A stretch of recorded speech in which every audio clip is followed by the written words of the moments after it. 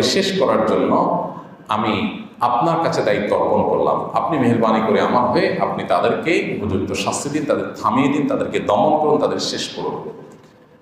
নাউযু বিকা মিন শুরুরিহিম, এবং আল্লাহ তাদের ক্ষয়ক্ষতি থেকে আমি আপনার আশ্রয় চাই, আপনি আমাকে রক্ষা করেন। নবী করিম সাল্লাল্লাহু আলাইহি সাল্লামের এই দোয়াটা খুবই অর্থবহ একটা দোয়া। এই জন্য জীবনে কখনো কোনো শত্রু আমাদের নবী সাল্লাল্লাহু আলাইহি সাল্লামের কোনো ক্ষতি করতে পারেনি। কোনো শত্রুর ক্ষতি দ্বারা যখন আপনি ক্ষতিগ্রস্ত হওয়ার আশঙ্কা করবেন, এই দোয়া পড়বেন, আল্লাহ রক্ষা করবেন ইনশাআল্লাহ। আবার দোয়াটা পড়ছি, আল্লাহুম্মা ইন্না নাজআলুকা ফি নুহুরিহিম ওয়া নাউযু বিকা মিন শুরুরিহিম।